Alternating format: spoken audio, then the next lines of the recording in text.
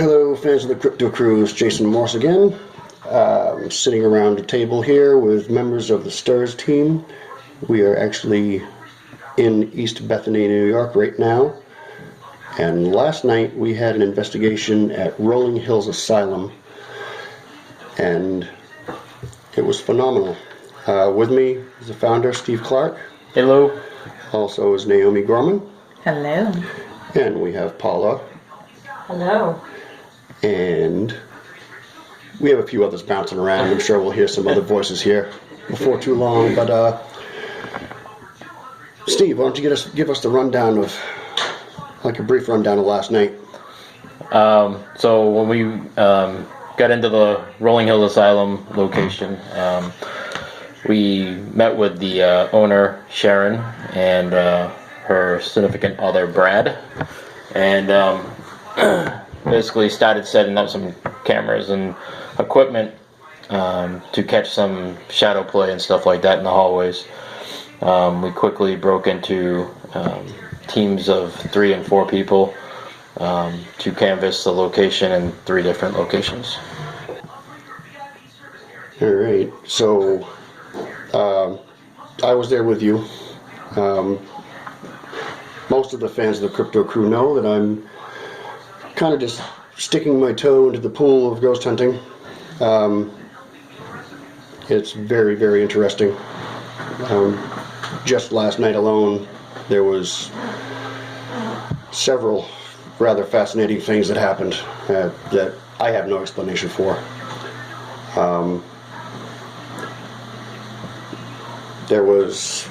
We broke up into teams. There was, what was it, 3 teams? 3 teams. And 11 members altogether. the place is, for those of you who are not familiar with Rolling Hills Asylum, it's a extremely large facility. 3 floors, 2 separate wings.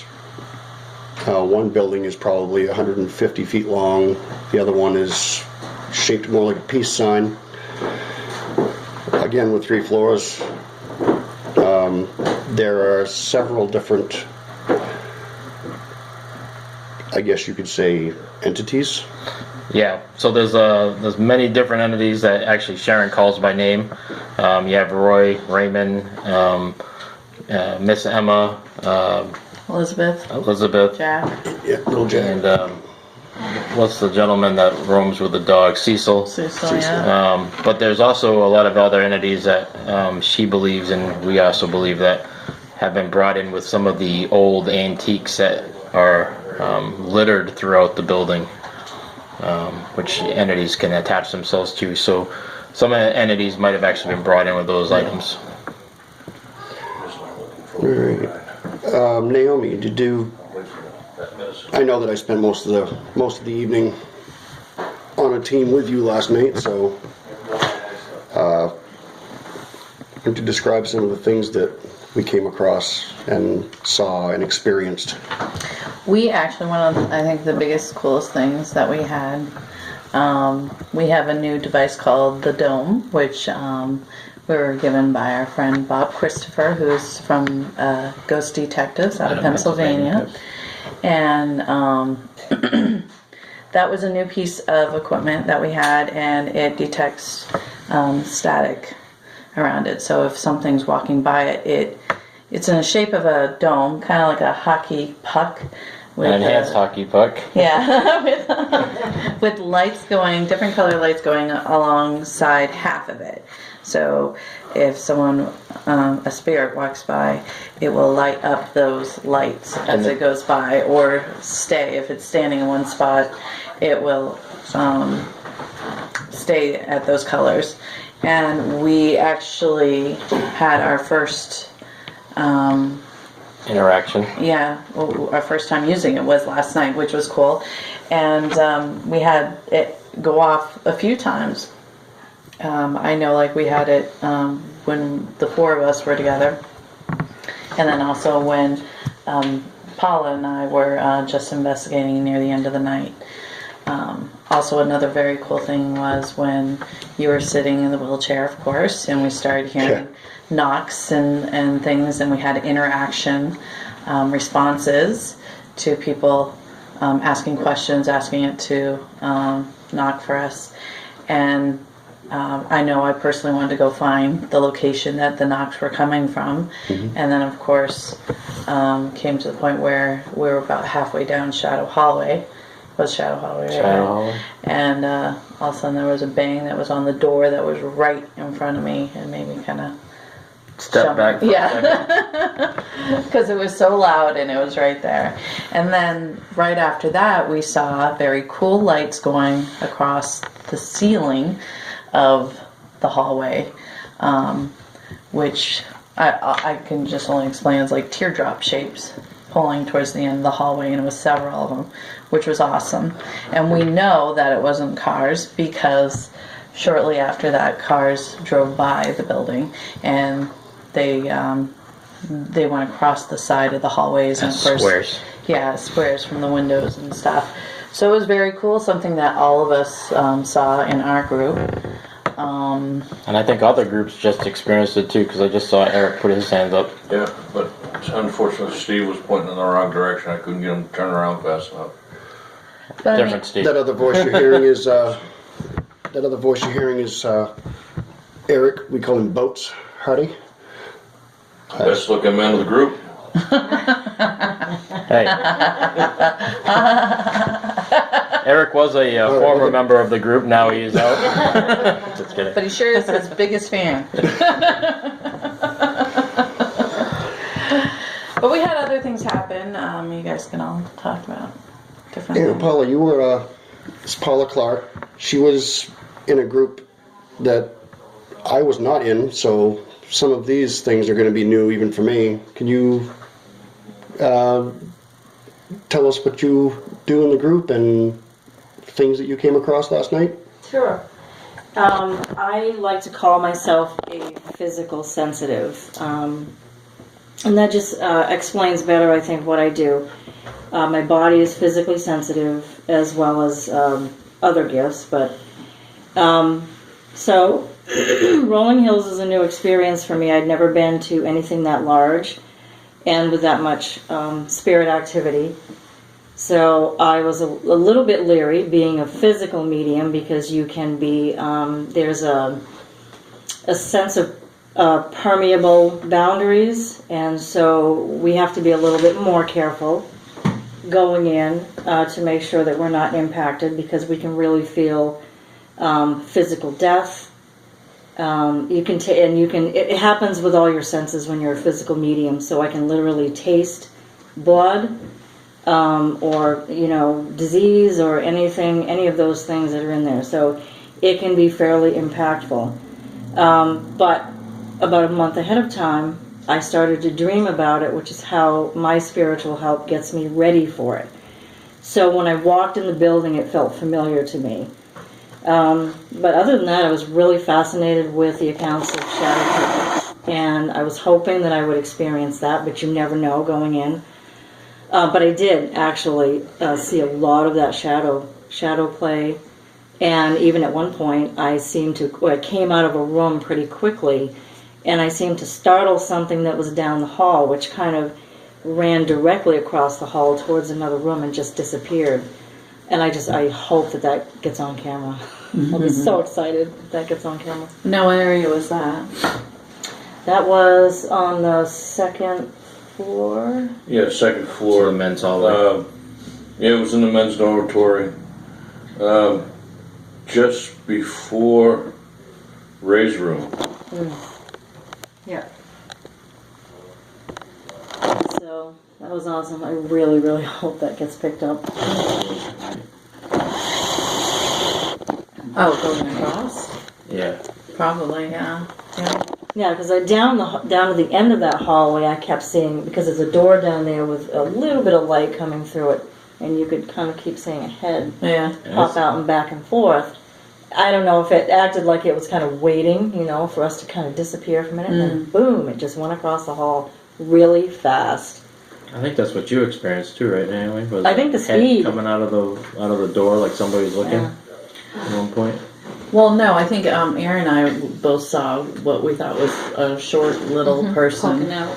just kind of like on the edge of the frame of the doorway, just kind of like staring there and looking at us and kind of going back and forth, peeking.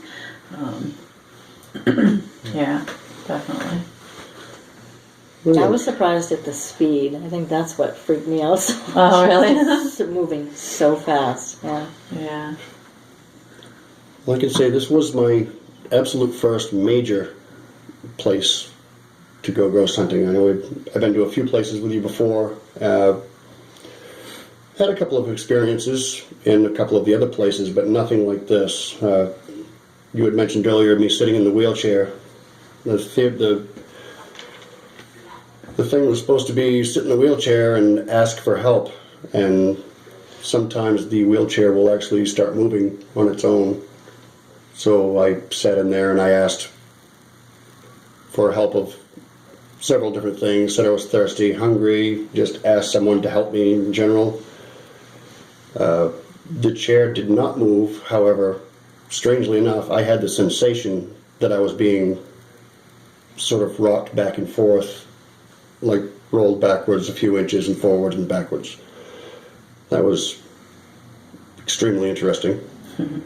But another really interesting thing that we had joining us now is, I'm sure that a lot of you know, my wife, Erin, also a member of the crypto crew and a member of STURS. Would you tell us about the dowsing rods in Roy's room? We were in Roy's room. It was recently Roy's birthday, so we sang happy birthday to him. I used the dowsing rods, and You may want to have to explain what a dowsing rod is for those who may not be familiar. dowsing rods are a common use is finding water. Basically, you just hold them up in front of you, and they move on their own. You're holding them, but you're not controlling them. It's used for any energy is used to be able to move the rods as well. So I just hold up the rods and just ask questions, and I normally ask for a yes or no answer. I'll ask a question and say, if it's yes, can you please cross the rods for me? And we asked, is Roy here? And we got a positive answer. The rods were crossed for me. And then after I asked a couple other questions, didn't really get any answers. And, I said, are you happy that we're here? Nothing. The rods are totally still.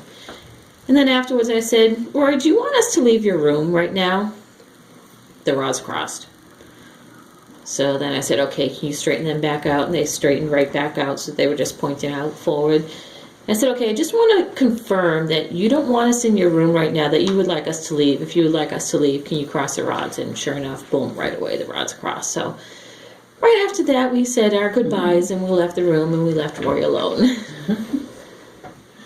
Okay, now knowing that most of the people who are listening to this probably are more into UFO phenomenon, Bigfoot, and so forth and so on. Now, I will admit, in the beginning, I was extreme skeptic on a lot of things to do with ghost hunting. The dowsing rods were one of the things that I was mostly skeptical about. I'll give you dowsing rods are two thin pieces of metal bent in an L shape. One angle is probably 4 or 5 inches long. The other one, I would guess, 8 to 10, maybe a foot long. They can be any size, basically. Yeah. The ones that we had last night were about those dimensions. I was watching Erin's hands very carefully, very closely, while she was using these. When they moved, her hands did not budge. They were perfectly still, and the rods actually crossed and uncrossed on command on several occasions. So, that being said, as far as dowsing rods go, I'm a lot less skeptical now. Something was actually moving those things. I also want to point out I've used dowsing rods several times, and there have been times I didn't have to verbally speak a question. I would be thinking of something, and all of a sudden the rods start moving, and it's like, I didn't even ask that out loud. It was a thought in my head, and the rods are responding to it. So The other cool thing about dowsing rods is, like you were saying, you were watching your hands but the one characteristic about dowsing rods is your hands are not technically touching the rods. They're touching a sleeve that's around the rod. So the rod actually has the ability to move motion without actually having the friction of your hand. So even if she was moving her hands, those rods should still stay in a normal pattern. Right. They're not going to move as smoothly because it was actually the right hand was kind of staying still, the left one was moving back and forth, I did notice that as well. which I've only had that happen a couple times. Normally they both respond. I don't know, maybe Roy's left-handed. Could be something to look into. But typically they both would swing at the same time, but All right. Well, Boats, what was your highlight of the evening? Highlight of the evening would have to be, the coolest thing of the evening would be when Steve Clark and I were upstairs setting up the camera, and I forgot about that. and we got the Steve had whistled, and then we got a return whistle. I mean, exact opposite of what he whistled, and then we just looked at each other and we were like, what the hell was that? And the cool thing is we were the only two that were in that side of the building at that point. And so immediately we went down and we checked with the rest of the teammates to find out if they had whistled. Nobody had whistled, so we hustled up there and made sure the camera was up and running, motion detector was up. But the cool thing is that at the end of the night, when we went all the way up to the 3rd floor, we started hearing more whistling, unprovoked. Go ahead. Nick. Yeah, so it was unprovoked, and then, we went into, was it Nurse Emma's room? Was that Nurse Emma's room? Nurse Emma's room. I offered up Steve as bait to go in first. A lot of love in this team. Well, no. The saying is that if you walk into her room unannounced, As a male. as a male, she gets upset. I mean, she was a very prim and proper, stern German woman. So he walked in first, started talking. Then I said, "Screw it," and I walked in right behind him. And That's a teammate for you. and unannounced, and just to see if two males walking in unannounced would really stimulate. But we didn't get any action out of her. But to Steve's left, he kept seeing what he thought was a dog. So Saw it multiple times. and then we would hear whistling down the hallway like somebody was calling their dog back. Because there is supposed to be a spirit of a dog in the establishment, correct? So Yeah. one of the actual living people that lived in the building before Sharon bought it was a gentleman named Cecil. He was actually making it into like an old folks type of home where people could come in and right, I believe I got that right, but was building rooms inside of Rolling Hills Asylum. Well, the reason why he was building rooms is because none of the banks would finance him, so he decided to do the work himself. So he moved into Rolling Hills. one of the rooms on the 3rd floor. But Rolling Hills had a tendency of a lot of break-ins, and Cecil would actually roam the hallways looking for these people that would break in with a shotgun and a dog and and a machete.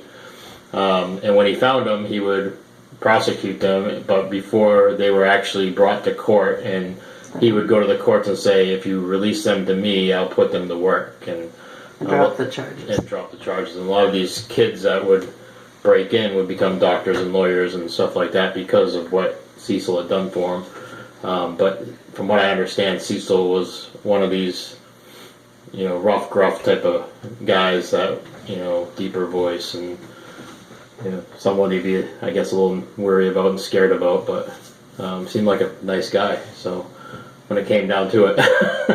Another thing to mention is when we were in Steve's room, not yours, but Steve's room, which is near Nurse Emma's room on the 3rd floor. Before we went up, the owner, Sharon, stated that if we go in there and something happens, she could probably tell us what that person that it happened to does for a job based on what he does to them, or the response. So the response we got was, well, for me, my brand new flashlight got knocked right out of my hand. And when talking to her, she actually guessed exactly what field I am in. I mean, to a T. And then I think you guys smelled paint. Yeah. We smelled brand new paint. Which in the there's hallway, definitely no brand new paint right in that outside place. the door. And because Jason was like, well, I want verification of, something of what I do for work. And we walked, I'm like, wait a minute, I smell brand new paint. Jason smelt it, and Jason paints for work. It was a little bit mind-blowing, I guess I could say. And of course, then we had the morgue. Who can forget? Who can forget about the morgue when... You mean the bakery? The bakery / morgue. Can you imagine making a bakery out of a morgue? That's crazy. Yeah, don't ask what went into your cupcakes. You have to be on the dead side of sensitive to do that. So there's a suit hanging up in the Morgue. morgue / bakery. What you cooking today? Who would like to tell us something about this suit, why it's there, and who it belongs to, and what it does sometimes? The suit is used as like a Pendulum. yeah, like a pendulum, and you can ask questions to it, and the answer is based on the way it turns back and forth. One of the spirits known to be down there is Frank. I want to say he's Italian, right? Yep. I think a lot of people have really good reaction to that who have gone down there, and we did too.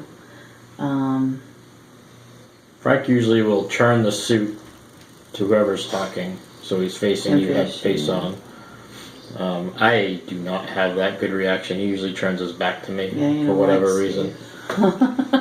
For clarification, just so you know, the suit is hanging on a regular clothes hanger, suspended from the ceiling by a flexible, almost like a fish line. Yeah, I think it is flesh. So it will sway back and forth. It will rotate around. This is in the belly of the building, so there's absolutely zero crosswind, no breeze going through there whatsoever. I myself watched this suit turn on command more than once. Steve actually got it to start turning towards him, and I forgot what you said now. That must have ticked him off. I'm surprised this thing's turning towards me because it never likes me. Yeah, and then it turned away. It almost stopped right. Like, oh yeah, that's who's there. That's who it is, yeah. Frank did seem to like the girls more. Yeah. He responded to Naomi a lot better. The one interesting thing, and this was on a different investigation, because I'm very skeptical of these things as well, and it's like, okay, even a slight breeze could move that.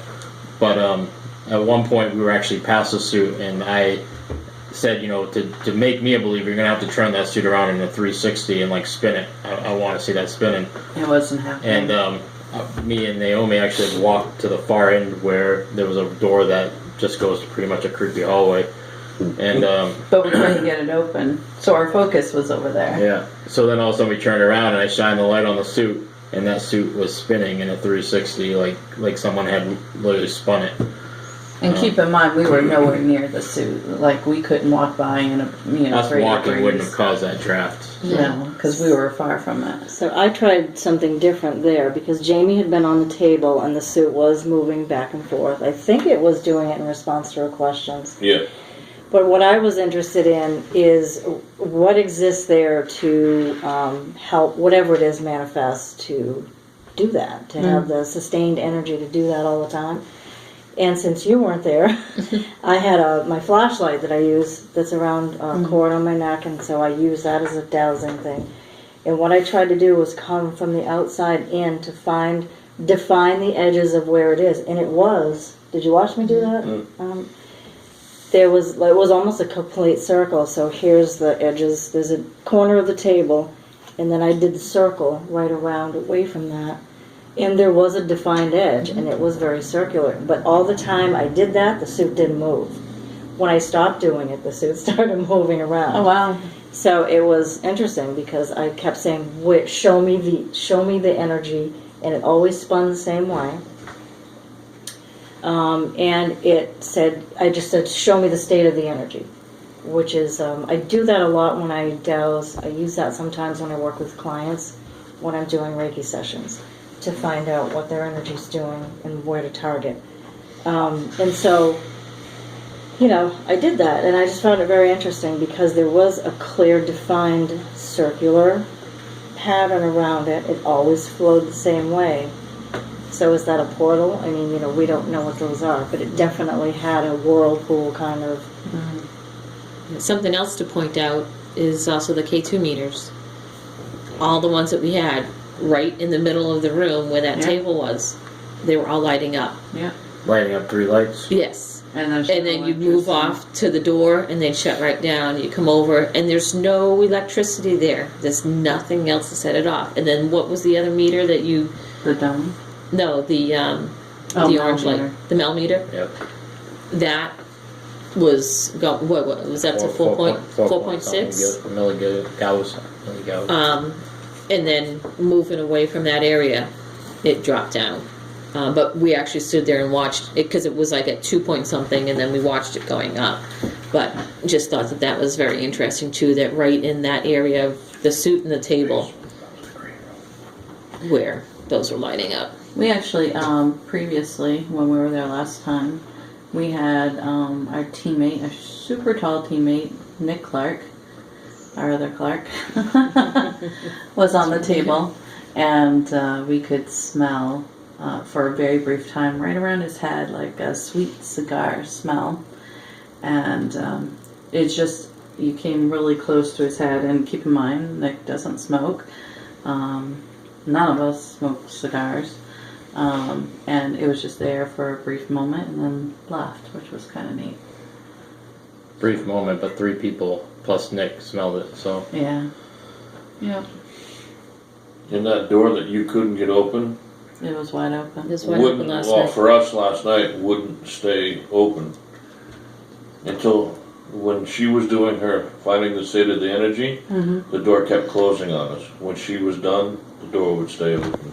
Oh, because it was wide open when we went down there. Yeah, because Jason wanted to go down the hall. I opened the door to look down the hallway, and the door started swinging in on me. So I was like, oh, maybe it's gravity. Pushed the door back open to where it was. Sat there for a few seconds. Door started shutting again. So it wasn't automatic. So we tried it, kept doing it. And then when she said, when she was done finding her state of the energy, it was just timing wise. I opened the door back up, it stopped moving. I can tell you the 2 times we've investigated prior to last night there, that door was never open. And matter of fact, we couldn't even open it. That's what we were doing when... Is that the one that I just walked up to and pushed open? Yeah, yeah. You're like, oh, it's down here. With zero effort. I just saw a door, pushed it open, and everyone was surprised that it was able to get opened. Yeah. I don't know what's behind it, if they worked on getting it to open or whatever, but I know they never...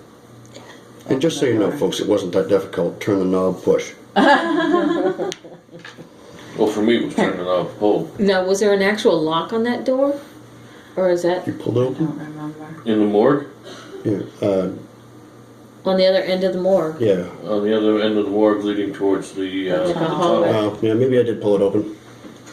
I thought you pushed. No, that pushed. You pushed Yeah. The it. door, Yeah, that's right, you inside did. door. There was 2 doors. There was There's like two an doors. inside There's door. a screen door. Yeah, he's pushed the screen door. The inside door was already wide It was open. wide. Right, it was the inside door that kept shutting on us. Okay. No, that stayed still the whole time. That never moved while we were there.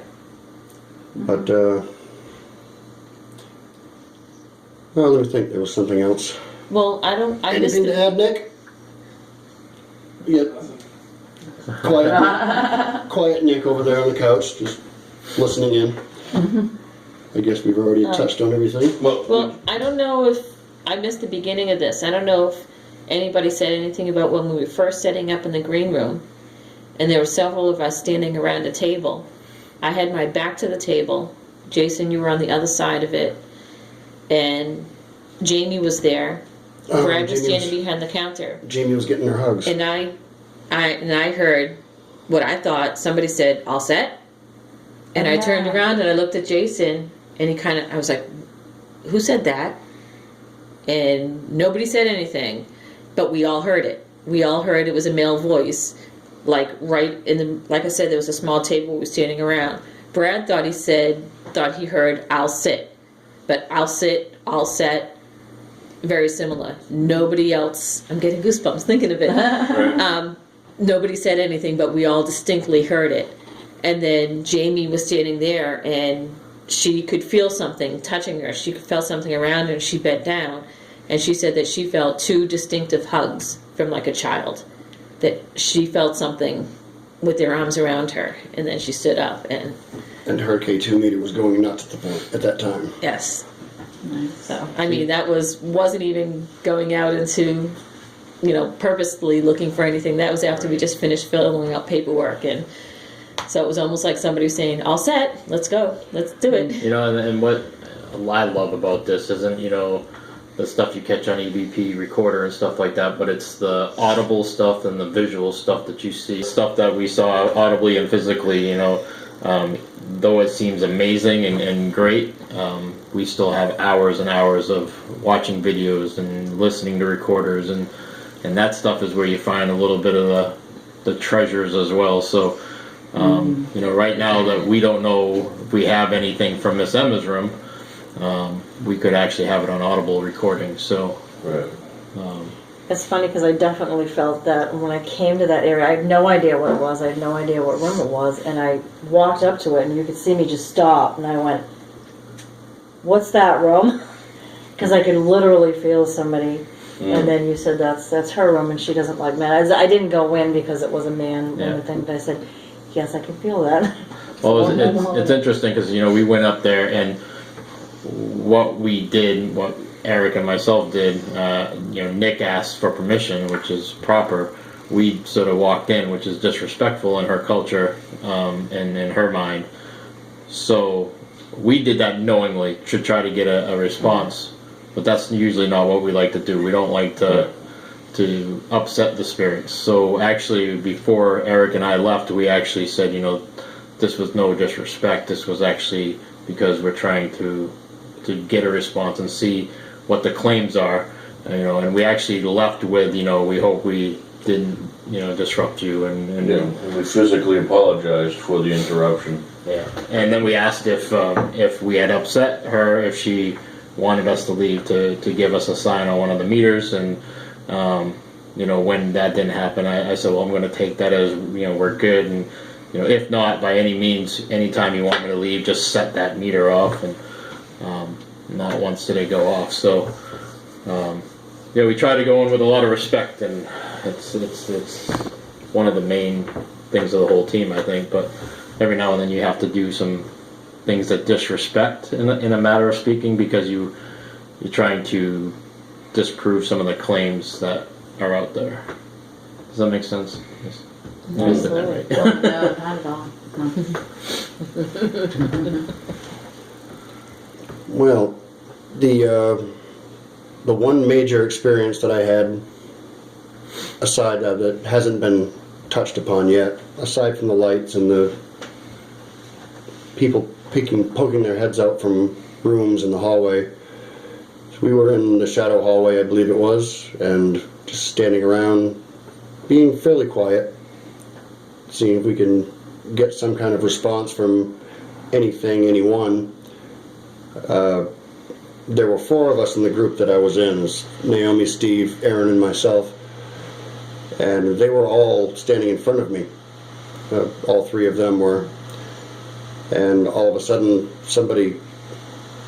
it felt as though somebody poked me in the back. And naturally, I jumped and spun around, not expecting someone to be there, and when I spun around, there was nobody visibly there. That was a little disheartening. It was almost like I was standing in his way and I just got poked so I could just get out of the way.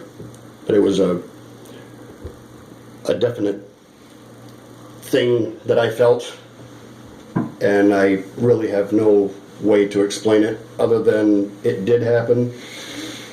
And after this trip, I am way less skeptical than I previously was. Now I just got to get these guys out into the woods with me. I don't know if you want to add that you had on like a couple sweatshirts. Mm-hmm. So for him to feel anything poke, it was a definite jab. It wasn't like wearing a t-shirt and just feeling it rub past you. He had on several He was all layers. dressed up like Kenny from South Park. He was like, it's cold. Yeah, we had a flare camera that actually also tells the temperature, and it was hovering between 38 and 41 degrees inside there the entire time we were there, so it was certainly not warm.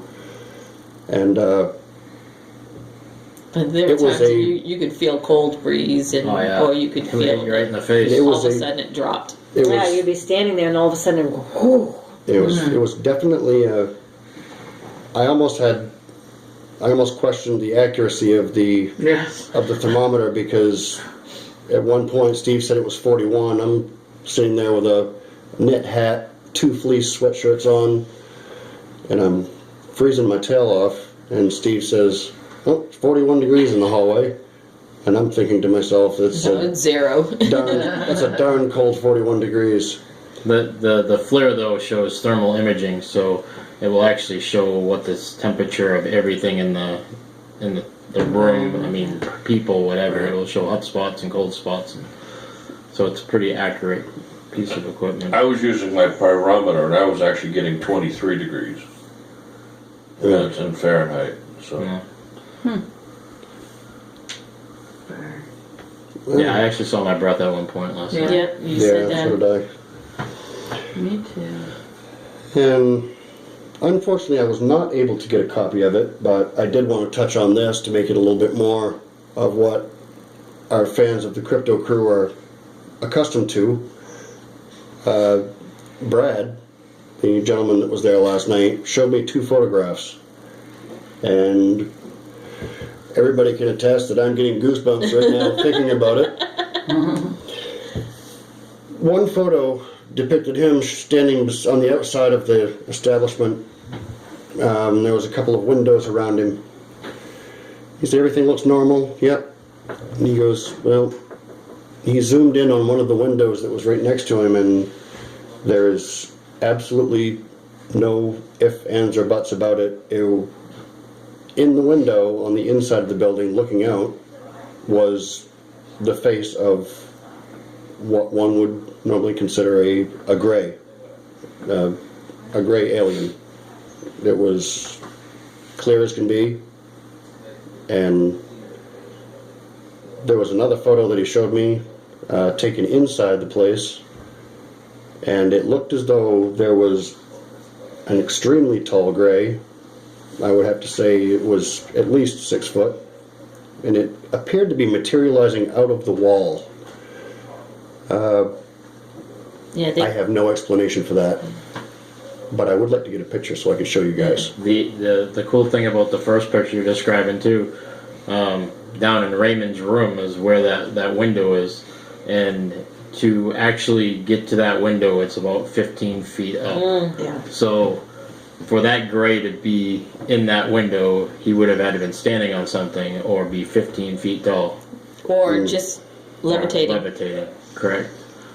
So, But yeah, these pictures were just random pictures. They walk through the halls and just snap pictures as they're going along, and then they look at them afterwards, and that's what they found. Don't some of the accounts of people, of the, like the Hat Man or shadow people, aren't those sometimes quite tall? occasionally. Slender Man. Yeah, fairly often. I know Slender Man is supposed to be very tall.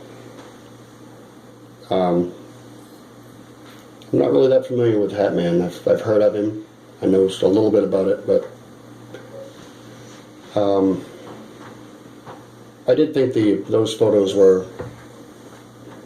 I'm gonna see what I could do to try to get a copy of at least one of those to show you, because I know that me just describing it isn't doing much for you folks at home, but I would like to show an actual version of that picture at some point.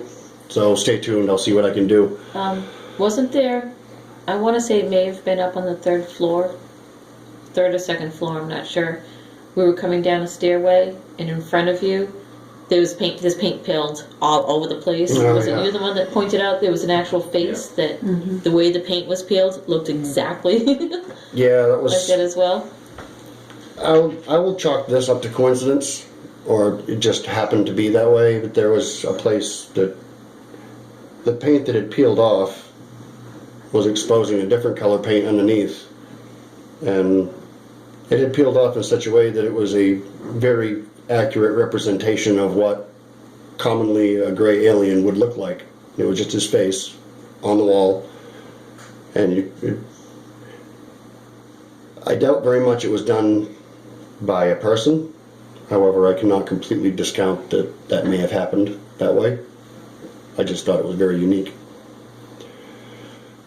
So, The interesting other thing was that most of the spirits and some of the pictures that we've caught in the past, there's a representation of some type of alien at times. So, I don't know if the two are coincided, spirits and aliens. We were actually having a late night discussion about this, but it's definitely an interesting topic that got brought up, and the aliens having a tie into Rolling Hills for whatever means.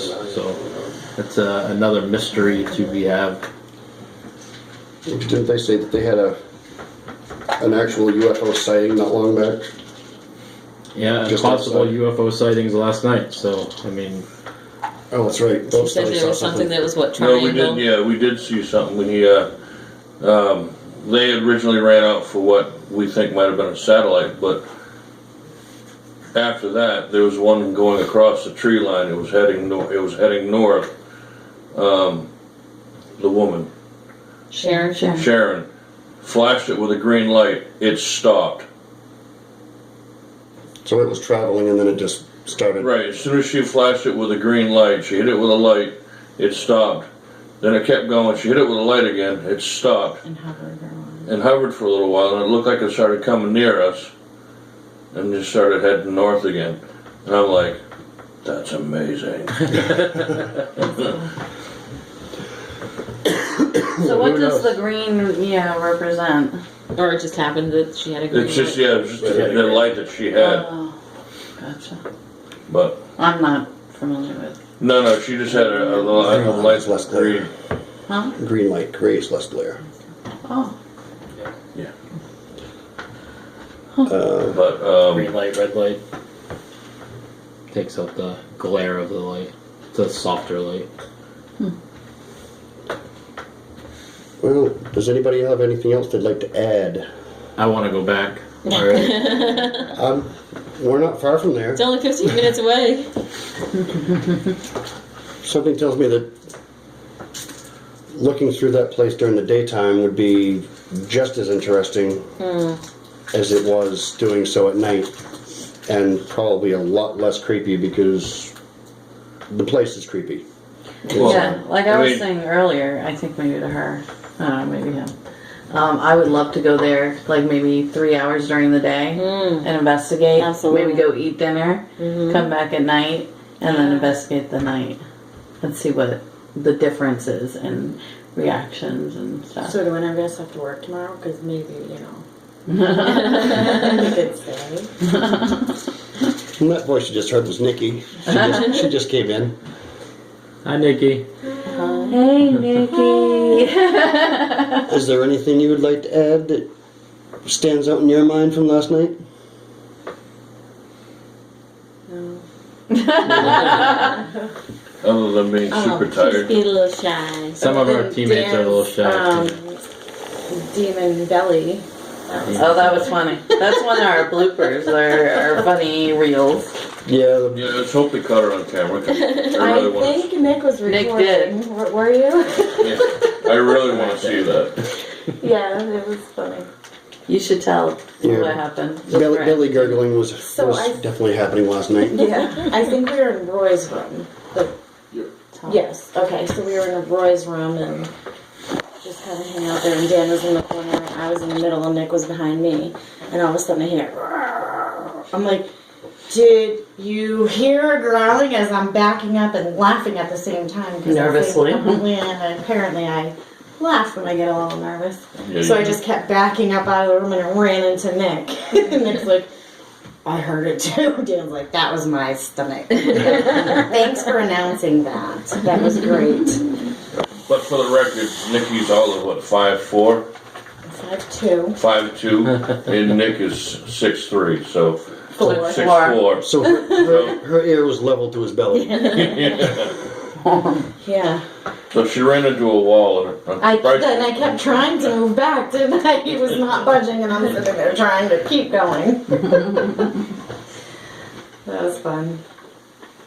I definitely got touched in my leg heading into the chapel because I said a comment about how why don't we pray? We should pray about it or something before we went into the chapel, and then I got grabbed on my leg.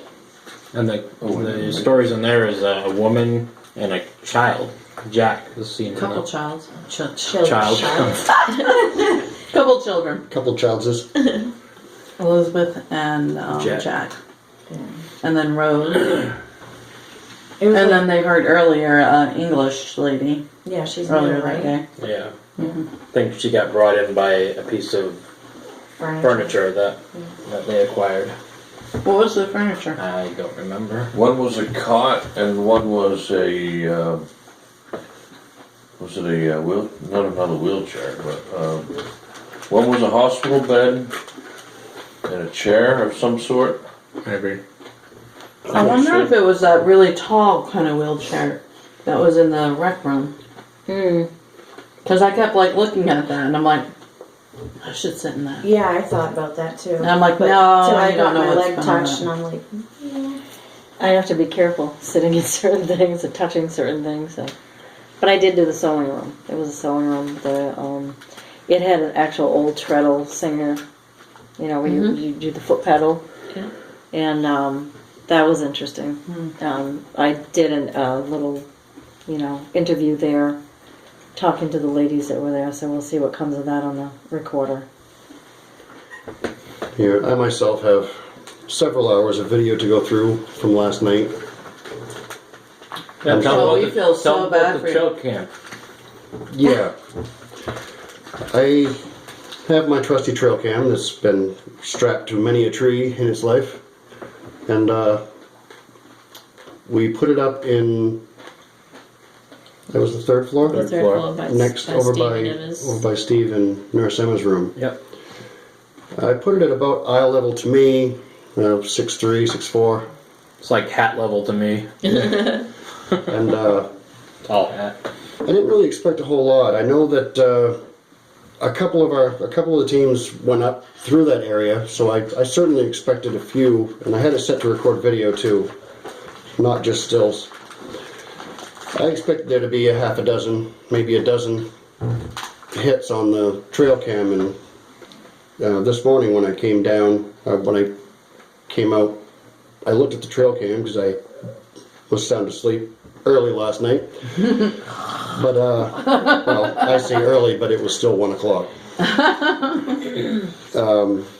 There's 38 hits on my trail cam, so I'm very anxious to go back through Yeah. and to see. I'm going to guess that probably between 10 and 15 was us walking past it. There's at least one, I'm sure, with me setting it up. Probably 1 or 2 of it being taken down. And I'm very anxious to see what what everything else was Gore. about. Yeah. Yeah. And it wasn't like real buggy or breezy. There wasn't anything that you would normally think of. There weren't like,